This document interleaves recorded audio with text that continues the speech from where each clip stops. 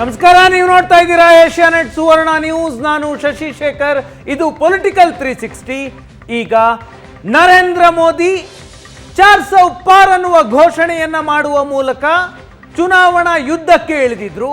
ಆದರೆ ಫಲಿತಾಂಶ 300 ಪಾರ್ ಕೂಡ ಆಗಲಿಲ್ಲ. ಈಗ ಬಹುಮತಕ್ಕೆ ತಲುಪಲು ಕೂಡ ಬಿಜೆಪಿ ವಿಫಲವಾಯಿತು.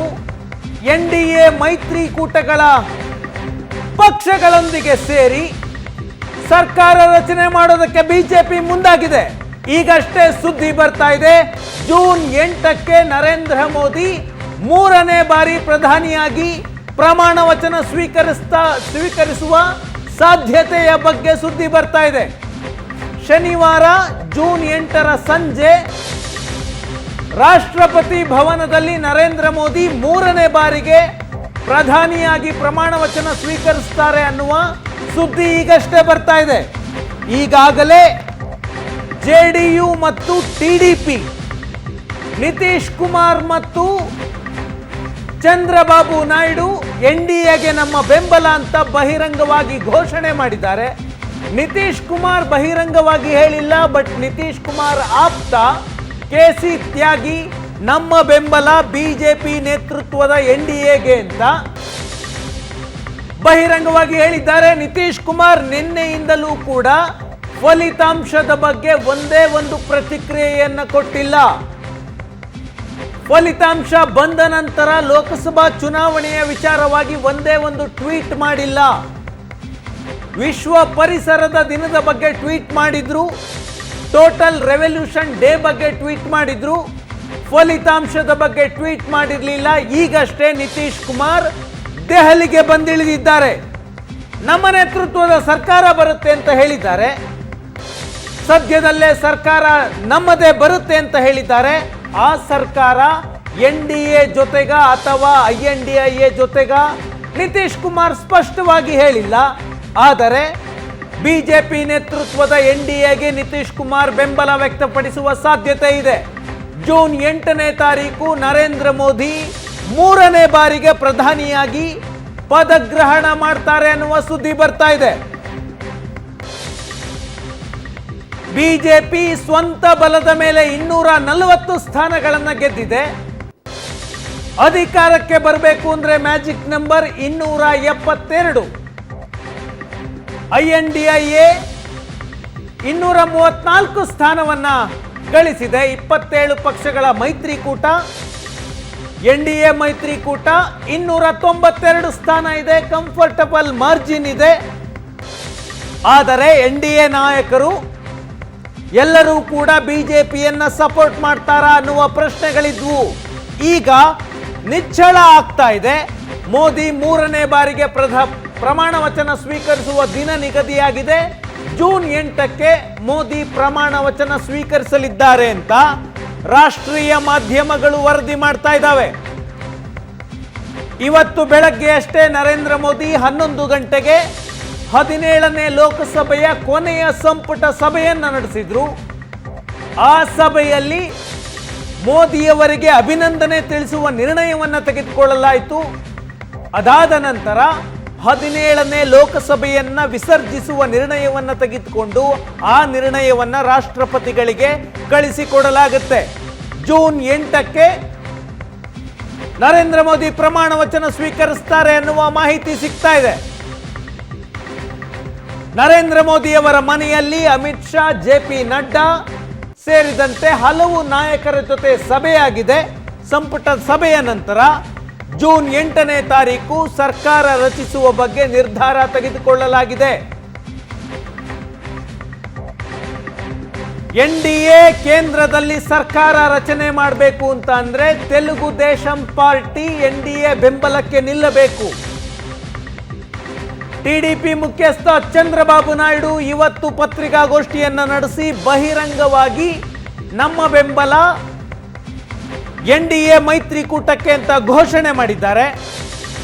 ನಿತೀಶ್ ಕುಮಾರ್ ಈವರೆಗೂ ಏನೂ ಮಾತಾಡಿಲ್ಲ. ಆದರೆ ಜೆಡಿಯು ವಕ್ತಾರರು, ಜೆಡಿಯುನ ನಿತೀಶ್ ಕುಮಾರ್ ಆಪ್ತ ಕೆಸಿ ತ್ಯಾಗಿ ನಮ್ಮ ಬೆಂಬಲ ಎನ್ಡಿಎ ಮೈತ್ರಿಕೂಟಕ್ಕೆ ಅಂತ ಹೇಳಿದ್ದಾರೆ. ಆ ಸಂದರ್ಭದಲ್ಲಿ ಪತ್ರಕರ್ತರು ಒಂದು ಪ್ರಶ್ನೆಯನ್ನ ಕೇಳ್ತಾರೆ, ತಾವು INDIAಗೆ ಬೆಂಬಲ ಕೊಡುವಂತಹ ಸಾಧ್ಯತೆ ಎಷ್ಟಿದೆ ಎಂದಾಗ INDIA ಪರ ಹೋಗುವ ಕಾಲ ಮೀರಿ ಹೋಗಿದೆ ಅಂತ KC ತ್ಯಾಗಿ ಹೇಳ್ತಾರೆ.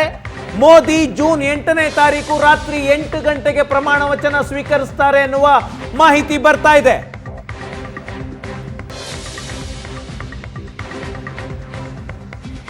ನಮ್ಮ ಪ್ರತಿನಿಧಿ ಆನಂದ್ ಬೈದನಮದೆ ದೆಹಲಿಯಲ್ಲಿದ್ದಾರೆ.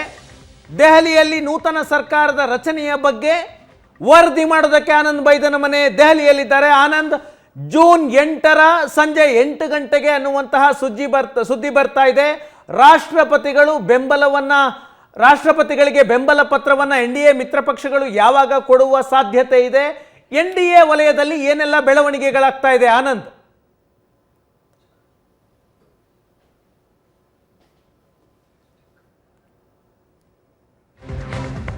ಸಂಪರ್ಕ ಸಾಧ್ಯ ಆಗ್ತಾ ಇಲ್ಲ, ಮತ್ತೆ ಕನೆಕ್ಟ್ ಮಾಡುವ ಪ್ರಯತ್ನ ಮಾಡ್ತೀವಿ ಆನಂದ್ಗೆ. ಜೂನ್ 8ನೇ ತಾರೀಕು ರಾತ್ರಿ 8 ಗಂಟೆಗೆ ನರೇಂದ್ರ ಮೋದಿ 3ನೇ ಬಾರಿ ಪ್ರಧಾನಿಯಾಗಿ ನಾಮಪತ್ರ ಸ್ವೀಕಾರ ಮಾಡ್ತಾರೆ ಅನ್ನುವ ಸುದ್ದಿ ಬರ್ತಾ ಇದೆ. TDP ಮತ್ತು JDU ಬಿಜೆಪಿಗೆ ಬೆಂಬಲವನ್ನ ಘೋಷಣೆ ಮಾಡಿದ್ದಾವೆ. 292 ಸ್ಥಾನಗಳಲ್ಲಿ NDA ಮೈತ್ರಿಕೂಟ ದೇಶಾದ್ಯಂತ ಗೆದ್ದಿದೆ. ಕಳೆದ ಬಾರಿ 353 ಸ್ಥಾನ ಗೆದ್ದಿತ್ತು. ಈ ಬಾರಿ 300ರ ಗಡಿಯನ್ನು ದಾಟುವುದಕ್ಕೆ NDA ಮೈತ್ರಿಕೂಟ ವಿಫಲ ಆಗಿದೆ. ಆದರೆ ಸರಳ ಬಹುಮತಕ್ಕೆ ಅಗತ್ಯವಾದ ಸಂಖ್ಯೆಗಳನ್ನು NDA ಮಿತ್ರ ಪಕ್ಷಗಳು ಬಿಜೆಪಿ, JDU, TDP ಸೇರಿದಂತೆ NDA ಮಿತ್ರ ಪಕ್ಷಗಳೆಲ್ಲವೂ ಸೇರಿ 292 ಸ್ಥಾನಗಳಿದ್ದಾವೆ. ಜೂನ್ 8ನೇ ತಾರೀಕು ಪ್ರಮಾಣ ವಚನ ಸ್ವೀಕಾರ ಮಾಡ್ತಾರೆ ಎನ್ನುವ ಸುದ್ದಿ ಇದೆ. ಜೂನ್ 8ನೇ ತಾರೀಕೆ ಸಂಪುಟವೂ ಕೂಡ ಪ್ರಮಾಣ ವಚನವನ್ನು ತೆಗೆದುಕೊಳ್ಳುತ್ತೆ ಎನ್ನುವ ಸುದ್ದಿ ಬರ್ತಾ ಇದೆ. ನಮ್ಮ ಪ್ರತಿನಿಧಿ ಆನಂದ್ ಬೈದನಮನೆ ದೆಹಲಿಯಿಂದ ನೇರ ಸಂಪರ್ಕದಲ್ಲಿದ್ದಾರೆ. ಆನಂದ್, NDA ವಲಯದಲ್ಲಿ ಹಲವು ಬೆಳವಣಿಗೆಗಳು ನಡೀತಾ ಇದ್ದಾವೆ. ರಾಷ್ಟ್ರಪತಿಗಳಿಗೆ ಬೆಂಬಲ ಪತ್ರವನ್ನ ಕೊಡ್ತೀವಿ ಅಂತ TDP ಮತ್ತು JDU ನಾಯಕರು ಹೇಳ್ತಾ ಇದ್ದಾರೆ. ಏನೆಲ್ಲ ಬೆಳವಣಿಗೆ ಆಗ್ತಾ ಇದೆ ಆನಂದ್ ದೆಹಲಿಯಲ್ಲಿ NDA ಕೂಟದಲ್ಲಿ?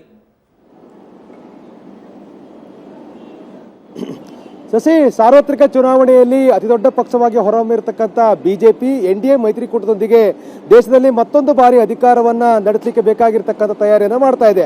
ಹಾಗಾಗಿ ಇವತ್ತು ಸಂಜೆ 4 ಗಂಟೆಗೆ NDA ನಾಯಕರುಗಳ ಸಭೆ ನಿಗದಿಯಾಗಿರ್ತಕ್ಕಂಥದ್ದು. ಪ್ರಧಾನಿ ನರೇಂದ್ರ ಮೋದಿ ಅವರ ನೇತೃತ್ವದಲ್ಲಿ ಈ ಸಭೆ ನಡೀತಾ ಇದ್ದು, ಈ ಸಭೆಯಲ್ಲಿ NDA ಮಿತ್ರ ಪಕ್ಷಗಳ ಎಲ್ಲ ನಾಯಕರು ಕೂಡ ಸಭೆಯಲ್ಲಿ ಭಾಗವಹಿಸಿದ್ದಾರೆ. ಕರ್ನಾಟಕದ ಮಿತ್ರ ಪಕ್ಷವಾಗಿರ್ತಕ್ಕಂಥ JDS ನಿಂದ ಮಾಜಿ ಮುಖ್ಯಮಂತ್ರಿ HD ಕುಮಾರಸ್ವಾಮಿ ಕೂಡ ದೆಹಲಿಗೆ ಆಗಮಿಸಿದ್ದಾರೆ. ಇವತ್ತಿನ ಸಭೆಯಲ್ಲಿ ಭಾಗವಹಿಸಿರುವ ಬಗ್ಗೆ ಮತ್ತು ಈ ಒಂದು ಸಭೆಯಲ್ಲಿ ಬಹಳ ಪ್ರಮುಖವಾಗಿರ್ತಕ್ಕಂಥ ಕೆಲವು ನಿರ್ಧಾರಗಳನ್ನು ತೆಗೆದುಕೊಳ್ಳುವ ಸಂಬಂಧಪಟ್ಟ ಹಾಗೆ ಕುಮಾರಸ್ವಾಮಿ ಅವರು ಇದೀಗ ಕೆಲ ಹೊತ್ತಿನ ಮೊದಲು ಪ್ರಮುಖವಾಗಿರ್ತಕ್ಕಂಥ ಮಾಹಿತಿಗಳನ್ನು ಕೊಟ್ಟಿದ್ದಾರೆ. ಮಿತ್ರ ಪಕ್ಷದ ಭಾಗವಾಗಿರ್ತಕ್ಕಂಥ ಎಲ್ಲ ಪಕ್ಷಗಳ ನಾಯಕರು ಕೂಡ ಇವತ್ತಿನ ಸಭೆಯಲ್ಲಿ ಭಾಗವಹಿಸ್ತಾ ಇದ್ದು, ವಿಸ್ತೃತವಾಗಿ ದೇಶವನ್ನ ಮತ್ತೊಂದು ಅವಧಿಗೆ ಮುನ್ನಡೆಸಲಿಕ್ಕೆ ಪ್ರಧಾನಿ ನರೇಂದ್ರ ಮೋದಿ ಅವರಿಗೆ ಅಧಿಕಾರ ಕೊಡುವ ಸಂಬಂಧಪಟ್ಟ ಹಾಗೆ ಮತ್ತು ಈ ಬಾರಿಯ ಸಚಿವ ಸಂಪುಟದಲ್ಲಿ ಯಾರು ಇರಬೇಕು ಅಂತಕ್ಕಂಥದ್ದು ಮತ್ತು ಇನ್ನಿತರ ಬೇರೆ ಬೇರೆ ವಿದ್ಯಮಾನಗಳ ಬಗ್ಗೆ ಸಮರ್ಪಕವಾಗಿ ಚರ್ಚೆ ಆದ ಬಳಿಕ ಒಂದು ಅಂತಿಮ ನಿರ್ಧಾರವನ್ನು ತೆಗೆದುಕೊಳ್ಳುವುದಾಗಿ ಮಾಜಿ ಮುಖ್ಯಮಂತ್ರಿ ಕುಮಾರಸ್ವಾಮಿ ಅವರು ಹೇಳಿದ್ದಾರೆ. ಬಹಳ ಮುಖ್ಯವಾಗಿ ಇವತ್ತು ಸಂಜೆ 4 ಗಂಟೆ ನಡೀತಕ್ಕಂಥ NDA ಮಿತ್ರ ಪಕ್ಷಗಳ ಸಭೆಯಲ್ಲಿ ಸಹಜವಾಗಿ ಆರಂಭಿಕ ಹಂತದಲ್ಲಿ ಚುನಾವಣೆಯಲ್ಲಿ ಒಂದಷ್ಟು ಹಿನ್ನಡೆ ಆಗಿರ್ತಕ್ಕಂಥ ವಿದ್ಯಮಾನ ಮತ್ತು ಹಿನ್ನಡೆ ಕಾರಣ ಆಗಿರ್ತಕ್ಕಂಥ ಕೆಲವು ವಿಚಾರಗಳ ಬಗ್ಗೆ ಕೂಡ ಚರ್ಚೆ ಆಗತ್ತೆ ಅಂತಕ್ಕಂಥ ಮಾಹಿತಿಗಳು ಬಂದಿದೆ. ಮತ್ತು ಈ ಒಂದು ವಿದ್ಯಮಾನಗಳ ಹಿನ್ನೆಲೆಯಲ್ಲಿ ರಾಜಕೀಯವಾಗಿ ತೆಗೆದುಕೊಳ್ಳಬೇಕಾಗಿರ್ತಕ್ಕಂಥ ಕೆಲವು ತೀರ್ಮಾನಗಳ ಬಗ್ಗೆ ವಿಸ್ತೃತವಾಗಿ ಸಮಾಲೋಚನೆ ಮಾಡಲಿಕ್ಕೆ NDA ಮಿತ್ರ ಪಕ್ಷಗಳ ನಾಯಕರು ನಿರ್ಧಾರ ಮಾಡಿದ್ದಾರೆ. ಹಾಗಾಗಿ ಇವತ್ತು ಸಂಜೆ 4 ಗಂಟೆ ನಡೀತಕ್ಕಂಥ ಸಭೆ ಅತ್ಯಂತ ಮಹತ್ವವನ್ನು ಪಡ್ಕೊಂಡಿರ್ತಕ್ಕಂಥದ್ದು. ಇವತ್ತಿನ ಸಭೆಯಲ್ಲಿ ಮುಂದೆ ಸರ್ಕಾರ ರಚನೆ ಸಂಬಂಧಪಟ್ಟಾಗೆ ಆಡಳಿತಾತ್ಮಕವಾಗಿ ತೆಗೆದುಕೊಳ್ಳಬೇಕಾಗಿರೋ ತೀರ್ಮಾನಗಳು ಒಂದು ಕಡೆ ಆದರೆ, ಇನ್ನೊಂದು ಕಡೆ ರಾಜಕೀಯವಾಗಿಯೂ ಕೂಡ ಕೆಲವೊಂದಷ್ಟು ಪ್ರಮುಖ ನಿರ್ಧಾರಗಳನ್ನು ತೆಗೆದುಕೊಳ್ಳಬೇಕಾಗತ್ತೆ. 292 ಸ್ಥಾನಗಳು ಬಂದಿರತಕ್ಕಂಥ ಹಿನ್ನೆಲೆಯಲ್ಲಿ ಅದರಲ್ಲಿ ಪ್ರಮುಖ ಪಕ್ಷವಾಗಿರ್ತಕ್ಕಂಥ TDP ಮತ್ತು ನಿತೀಶ್ ಕುಮಾರ್ ನೇತೃತ್ವದ JDU ಯಾವ ಒಂದು ಪಾತ್ರವನ್ನು ವಹಿಸಬೇಕು ಅಂತಕ್ಕಂಥದ್ದು ಕೂಡ ಬಹಳ ಪ್ರಮುಖ ಆಗತ್ತೆ. ಹಾಗಾಗಿ ಈ ಎಲ್ಲ ವಿಚಾರಗಳ ಬಗ್ಗೆ ಅತ್ಯಂತ ಪ್ರಮುಖವಾಗಿರ್ತಕ್ಕಂಥ ರಾಜಕೀಯ ವಿಚಾರಗಳ ಬಗ್ಗೆ ಚರ್ಚೆ ಆದ ಬಳಿಕ ಸಚಿವ ಸಂಪುಟ ರಚನೆ ಸಂಬಂಧಪಟ್ಟಾಗೆ ಸರ್ಕಾರವನ್ನು ರಚನೆ ಮಾಡುವ ಬಗ್ಗೆ ಒಂದು ಅಂತಿಮ ನಿರ್ಧಾರ ಆಗತ್ತೆ ಅಂತಕ್ಕಂಥ ಮಾಹಿತಿಗಳು ಲಭ್ಯವಾಗ್ತಾ ಇದೆ. ಮಿತ್ರಕೂಟದ ಸಂಪೂರ್ಣವಾಗಿರ್ತಕ್ಕಂಥ ಬೆಂಬಲ ಪಡೆದುಕೊಂಡು ಒಂದು ಉತ್ತಮವಾಗಿರ್ತಕ್ಕಂಥ ಆಡಳಿತ ಕೊಡಬೇಕು ಅನ್ನುವಂಥ ಆಶಯವನ್ನು ಬಿಜೆಪಿ ಇಟ್ಕೊಂಡಿದೆ. ಆ ಕಾರಣಕ್ಕಾಗಿ ಈಗ ರಾಷ್ಟ್ರಪತಿಗಳಿಗೆ ಬೆಂಬಲ ಪತ್ರವನ್ನ ಈ ಮಿತ್ರ ಪಕ್ಷಗಳಿಂದ ಪಡೆದುಕೊಂಡು ರಾಷ್ಟ್ರಪತಿಗಳನ್ನು ಕೂಡ ಭೇಟಿ ಮಾಡಲಿಕ್ಕೆ ಈಗಾಗಲೇ ಬಿಜೆಪಿ ನಾಯಕರು ಮುಂದಾಗಿದ್ದಾರೆ. ಎಲ್ಲವೂ ಕೂಡ ಅಂದುಕೊಂಡಂತೆ ಆದರೆ 8ಕ್ಕೆ ಪ್ರಧಾನಿ ನರೇಂದ್ರ ಮೋದಿ ಅವರು 3ನೇ ಬಾರಿ ಪ್ರಮಾಣವಚನವನ್ನು ಸ್ವೀಕಾರ ಮಾಡ್ತಾರೆ ಅಂತಕ್ಕಂಥ ಮಾಹಿತಿಗಳು ಈಗ ತಾನೇ ಬರ್ತಾ ಇರುವಂತದ್ದು. ಇವೆಲ್ಲವೂ ಕೂಡ ಅಂತಿಮ ಆಗ್ತಕ್ಕಂಥದ್ದು, ಒಂದು ಪ್ಲಾನ್ ಸಿದ್ಧ ಆಗ್ತಕ್ಕಂಥದ್ದು ಇವತ್ತು 4 ಕಡೆ ನಡೀತಕ್ಕಂಥ NDA ಮಿತ್ರ ಪಕ್ಷಗಳ ನಾಯಕರುಗಳ ಸಭೆಯ ಬಳಿಕ ಒಂದು ಸ್ಪಷ್ಟವಾಗಿರ್ತಕ್ಕಂಥ ಚಿತ್ರಣ ಸಿಗುತ್ತೆ. ಒಂದಂತೂ ಸ್ಪಷ್ಟವಾಗಿದೆ, ನಿರೀಕ್ಷೆ ತಕ್ಕಂತೆ ಸ್ಥಾನಗಳು ಬರದೇ ಇರುವಂತಹ ಕಾರಣಕ್ಕಾಗಿ ಎಲ್ಲ ರಾಜಕೀಯ ಲೆಕ್ಕಾಚಾರಗಳ ಆಧಾರದ ಮೇಲೆ ಆಯಾ ರಾಜ್ಯಗಳ ಬೇಡಿಕೆಗೆ ಪೂರಕವಾಗಿ ಮತ್ತು ನಾಯಕರುಗಳ ಬೇಡಿಕೆಯನ್ನು ಕೂಡ ಬಹಳ ಸ್ಪಷ್ಟವಾಗಿ ಅವರ ಅಭಿಪ್ರಾಯಗಳನ್ನು ಆಲಿಸಿದ ಬಳಿಕವೇ ಒಂದು ರಾಜಕೀಯ ನಿರ್ಧಾರ ತೆಗೆದುಕೊಳ್ಳಬೇಕಾಗತ್ತೆ. ಯಾಕೆಂದ್ರೆ ಮಿತ್ರ ಪಕ್ಷಗಳಲ್ಲಿ ಬಹುದೊಡ್ಡ ಪಕ್ಷವಾಗಿರ್ತಕ್ಕಂಥ TDP ಈಗ ಆಂಧ್ರದಲ್ಲೂ ಕೂಡ ಅಧಿಕಾರ ಬಂದಿರತಕ್ಕಂಥ ಹಿನ್ನೆಲೆಯಲ್ಲಿ ಅವರ ಬೇಡಿಕೆಗಳು ಕೂಡ ದೊಡ್ಡ ಮಟ್ಟದಲ್ಲಿರುತ್ತೆ. ಇನ್ನೊಂದು ಕಡೆ ನಿತೀಶ್ ಕುಮಾರ್ ಅವರ ಬೇಡಿಕೆಗಳ ಬಗ್ಗೆನೂ ಕೂಡ ಒಂದಷ್ಟು ಚರ್ಚೆ ಆಗಬೇಕಾಗುತ್ತೆ. ಹಾಗಾಗಿ ಎಲ್ಲ ಕೂಡ ರಾಜಕೀಯ ಲೆಕ್ಕಾಚಾರಗಳು ಚರ್ಚೆ ಆದ ಬಳಿಕ ಒಂದು ಅಂತಿಮ ನಿರ್ಧಾರ ಆಗುತ್ತೆ. ಎಲ್ಲವೂ ಕೂಡ ಅಂತಿಮ ಆದ್ರೆ 8ಕ್ಕೆ ಪ್ರಮಾಣವಚನ ಕಾರ್ಯಕ್ರಮ ನಿಗದಿ ಆಗುತ್ತೆ. Shashi, thank you Anand. ದೆಹಲಿಯಲ್ಲಿ ಸರ್ಕಾರ ರಚನೆಗೆ NDA ನಾಯಕರು ಕಸರತ್ತನ್ನ ಆರಂಭ ಮಾಡಿದ್ದಾರೆ. ಇವತ್ತು ಸಂಜೆ 4 ಗಂಟೆಗೆ ದೆಹಲಿಯಲ್ಲಿ NDA ಮೈತ್ರಿಕೂಟದ ನಾಯಕರ ಸಭೆ ನಡೆಯುತ್ತೆ. NDA ಪಕ್ಷಗಳ ಜೊತೆ ಸೇರಿ ಸರ್ಕಾರ ರಚನೆ ಮಾಡೋದಕ್ಕೆ ಬಿಜೆಪಿ ಮುಂದಾಗಿದೆ. 8ನೇ ತಾರೀಕು ನರೇಂದ್ರ ಮೋದಿ 3ನೇ ಬಾರಿ ಪ್ರಧಾನಿಯಾಗಿ ಪ್ರಮಾಣ ವಚನವನ್ನ ಸ್ವೀಕಾರ ಮಾಡಲಿದ್ದಾರೆ. 4 ಗಂಟೆಗೆ ದೆಹಲಿಯಲ್ಲಿ NDA ನಾಯಕರ ಸಭೆ ಇದೆ. ಸರ್ಕಾರ ರಚನೆ ಬಗ್ಗೆ ದೆಹಲಿಯಲ್ಲಿ NDA ನಾಯಕರು ಚರ್ಚೆಯನ್ನ ಮಾಡ್ತಾರೆ. ಈ ಚರ್ಚೆಯ ನಂತರ ಸರ್ಕಾರ ರಚನೆಗೆ ಹಕ್ಕು ಮಂಡಿಸಲು ಮುಂದಾಗುತ್ತೆ ಬಿಜೆಪಿ ನೇತೃತ್ವದ NDA.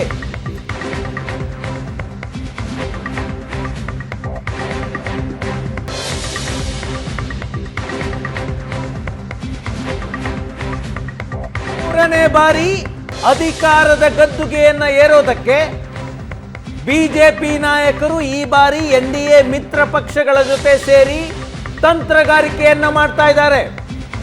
27 ಪಕ್ಷಗಳ ಮೈತ್ರಿಕೂಟ INDIA ಅನ್ನ ಅಧಿಕಾರದಿಂದ ದೂರ ಇಡಬೇಕು ಅಂತ ನಿನ್ನೆ ಫಲಿತಾಂಶ ಯಾವಾಗ ಬಿಜೆಪಿಗೆ ಕಂಫರ್ಟಬಲ್ ಮೆಜಾರಿಟಿ ಬರೋದಿಲ್ಲ ಅಂತ ಗೊತ್ತಾಯ್ತು, ಆ ಕ್ಷಣದಿಂದಲೇ NDA ನಾಯಕರನ್ನ ವಿಶ್ವಾಸಕ್ಕೆ ತೆಗೆದುಕೊಳ್ಳುವ ಪ್ರಯತ್ನವನ್ನ ಬಿಜೆಪಿ ನಾಯಕರು ಮಾತನಾಡಿದ್ದಾರೆ.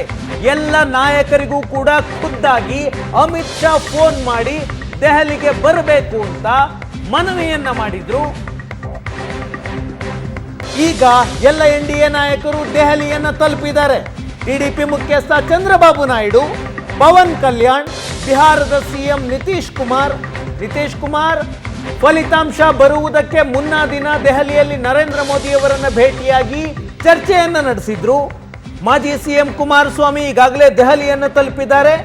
LJP ಮುಖ್ಯಸ್ಥ ಚಿರಾಗ್ ಪಾಸ್ವಾನ್, ಬಿಹಾರದಲ್ಲಿ 5 ಕ್ಷೇತ್ರಗಳಲ್ಲಿ ಸ್ಪರ್ಧೆ ಮಾಡಿತ್ತು LJP, 5ಕ್ಕೆ 5 ಕ್ಷೇತ್ರವನ್ನ ಗೆದ್ದಿದೆ. ನಮ್ಮ ಬೆಂಬಲ ನರೇಂದ್ರ ಮೋದಿ ನೇತೃತ್ವದ NDAಗೆ ಅಂತ ಚಿರಾಗ್ ಪಾಸ್ವಾನ್ ಈಗಾಗಲೇ ಘೋಷಣೆ ಮಾಡಿದ್ದಾರೆ. ಎಲ್ಲ NDA ನಾಯಕರಿಗೂ ಅಮಿತ್ ಶಾ ಖುದ್ದಾಗಿ ಆಹ್ವಾನವನ್ನ ಕೊಟ್ಟಿದ್ರು. 4 ಗಂಟೆಗೆ ಸಭೆ ನಡೆಯುತ್ತೆ. ಆ ಸಭೆಯಲ್ಲಿ ನರೇಂದ್ರ ಮೋದಿ ಪ್ರಮಾಣ ವಚನ ಸ್ವೀಕಾರದ ದಿನದ ಬಗ್ಗೆ ಚರ್ಚೆಯಾಗುತ್ತೆ. ಸಂಪುಟ ರಚನೆ ಹೇಗಿರಬೇಕು, ಸರ್ಕಾರ ಹೇಗಿರಬೇಕು ಅನ್ನುವುದನ್ನ ಚರ್ಚೆ ಮಾಡಲಿದ್ದಾರೆ.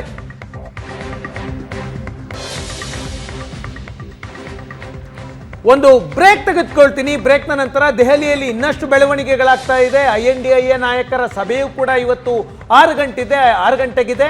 INDIA ನಾಯಕರು ಈಗಾಗಲೇ ದೆಹಲಿಯನ್ನ ತಲುಪಿದ್ದಾರೆ. ಆ ಕ್ಯಾಂಪ್ನಲ್ಲೂ ಕೂಡ ಒಂದಷ್ಟು ಬೆಳವಣಿಗೆಗಳಾಗ್ತಾ ಇದೆ. ಒಂದು ಬ್ರೇಕ್ ಆದ್ಮೇಲೆ ಆ ಸುದ್ದಿಗಳನ್ನ ಹೇಳ್ತೀನಿ.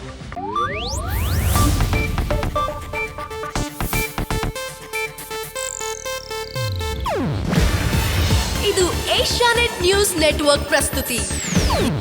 ನೀವು ನೋಡ್ತಿದ್ದೀರಾ ಏಷ್ಯಾನೆಟ್ ಸುವರ್ಣ ನ್ಯೂಸ್.